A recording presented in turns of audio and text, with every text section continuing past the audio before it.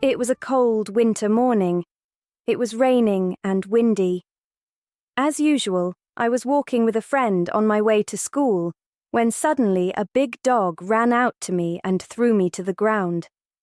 It was my friend's dog. His name was Copito. He was 5 years old, but he was very big. When I saw that it was my friend's dog, I petted it to try to calm it down so it wouldn't bite me. The dog calmed down, and I fed it. Copito stood there, waiting quietly. The dog waited for me at the door of the high school. When I went out, it was sitting and came to me happily, and we played with a ball all afternoon. After having played with him all afternoon, I decided to take it to my friend. While I was walking, the dog was run over by a young man named Daniel Smith with his friend Jeff Waters. I was so scared. I didn't want to tell my friend, so I told my father, Tom Pushley, and he recommended that I bought him another dog so that he wouldn't be sad. This one was called Cajillas, and it looked exactly like Copito, but my friend soon realized that it was a different dog. I was really sorry and didn't know what to tell my friend. When I told him, he was very sad. He cried and said he missed Copito so much. It was hard to see him like that, so I stayed with him all day to comfort him. Cajillas wasn't as funny as Copito. He was less active and didn't like to play that much. My friend decided to put him up for adoption, but nobody adopted him. So, he became fond of him and kept him.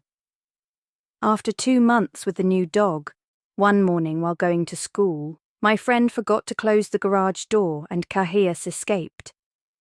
After class, we all went home. Half an hour later, I received a call from my friend.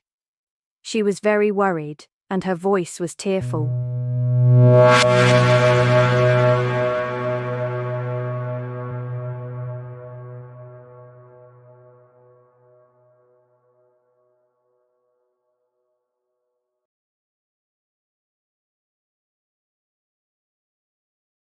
She was very worried, and her voice was tearful. She started telling me the situation. Cajillas didn't have a chip, so he was taken to a dog pound. After 30 minutes of discussion, we decided to get our bicycles and go out to recover Cajillas. When we arrived at the dog pound, they told us that we couldn't take Cajillas home, so we made a plan. Leo and Marta, a couple who offered to help, put their plan into action. Marta, dressed up as a veterinarian, entered without problems, while Leo distracted the guard with a freshly made pizza. In seconds, Marta put a robe on him and walked out with him as Dr. Estevez. Nobody suspected. That night, Cajillas enjoyed his first free dinner, pizza with extra melted cheese. The next morning, my friend saw a lost dog poster with Cajillas' picture. Scared, we quickly hid him at my house. Meanwhile, the shelter started looking for him everywhere. Would they find out our plan? Cajillas played happily, not knowing the trouble ahead. 2 months later, while we were on our way to school, my friend accidentally left the garage door open and Cajillas escaped. After school, I got a call from him.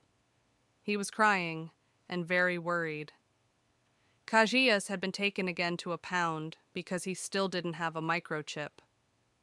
We decided to take our bikes and go to the kennel to retrieve Cajillas, determined to bring him home again. It was like a déjà vu, a never-ending story,